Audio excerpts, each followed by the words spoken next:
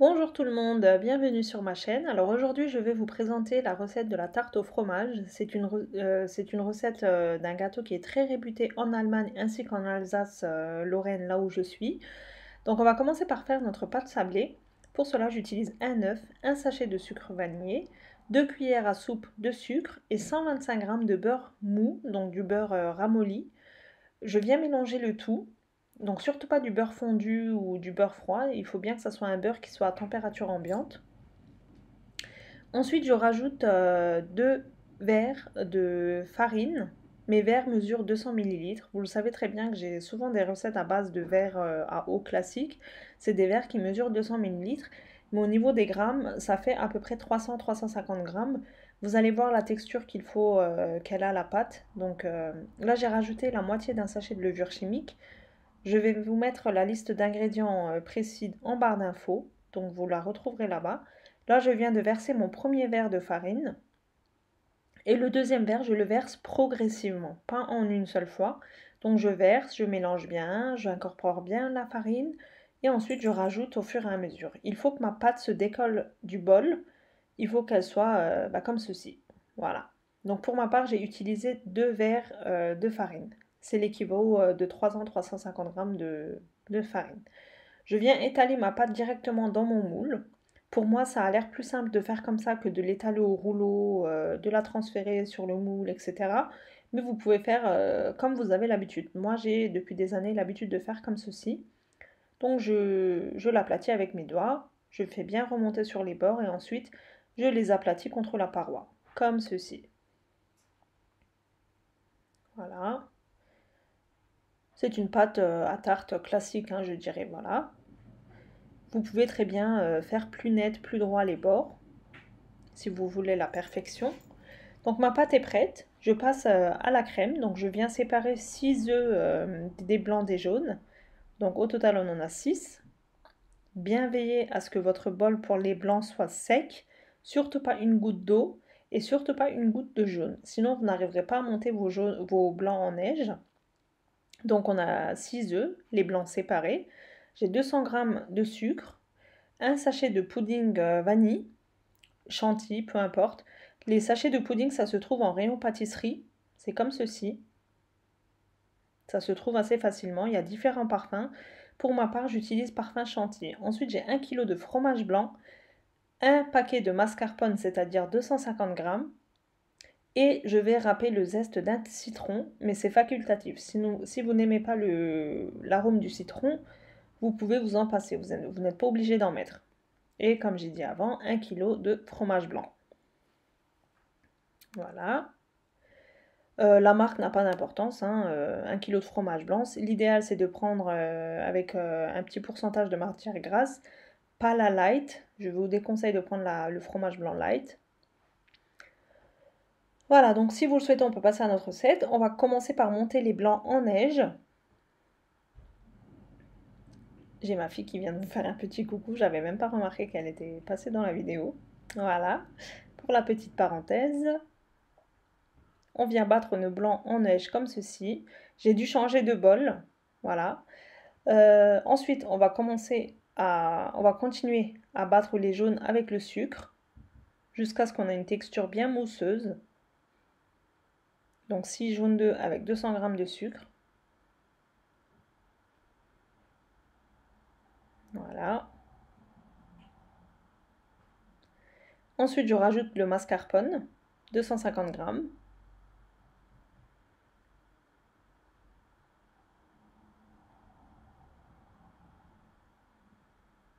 Si vous n'avez pas de mascarpone, vous pouvez très bien utiliser du fromage type Philadelphia. Ça marche aussi.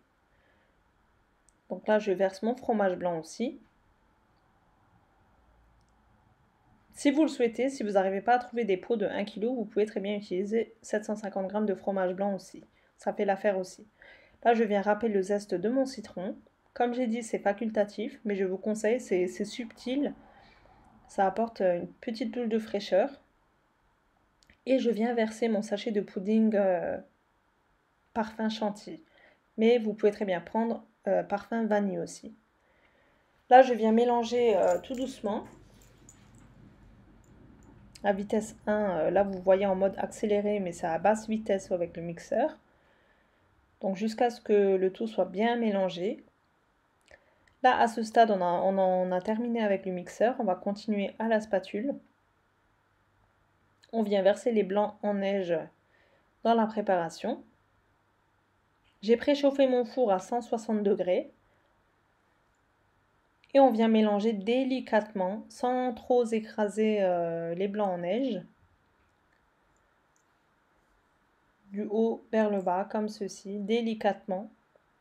Donc là, vous le voyez en accéléré, mais c'est vraiment doucement que je fais cette manipulation.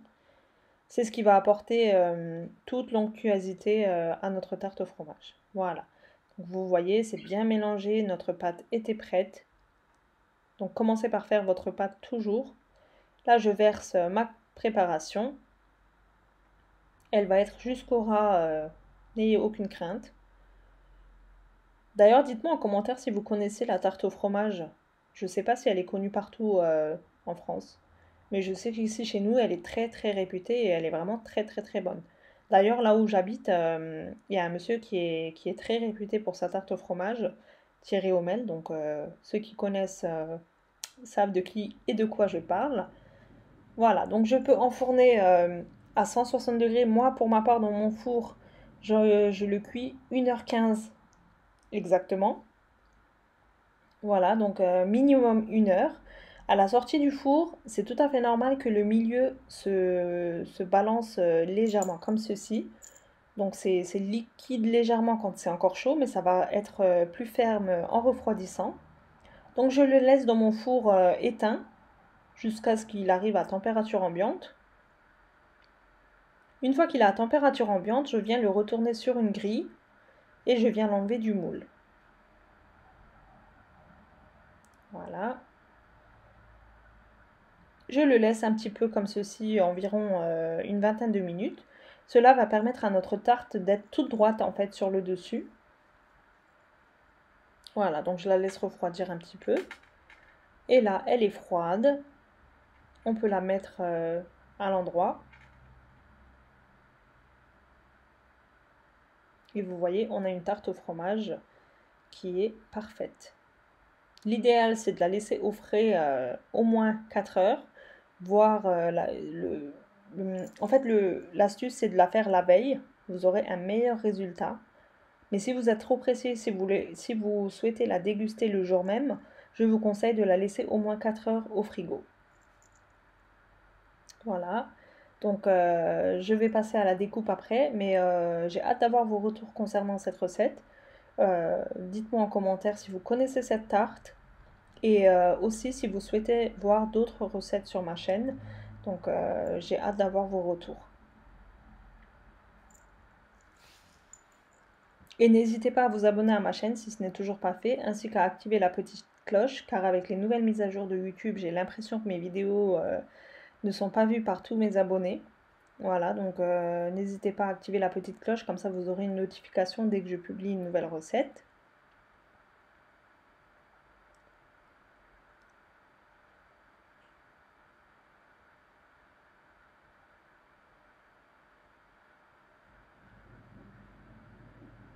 Voilà, donc là on va passer à la découpe de notre gâteau.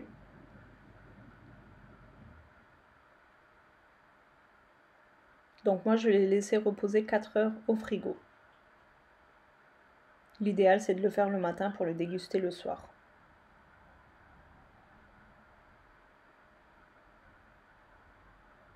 Testez vraiment cette recette, même si vous ne la connaissez pas, je vous conseille vraiment de la tester, vous ne serez pas déçus du résultat. Le goût, il est délicieux. Donc on a une crème qui fond en bouche, vraiment, c'est un pur délice. J'espère sincèrement que cette recette vous aura plu, j'ai hâte d'avoir vos retours. C'est tout pour moi pour aujourd'hui, je vous dis à très bientôt pour une prochaine vidéo. Voilà, donc prenez soin de vous et à très bientôt. Bye bye.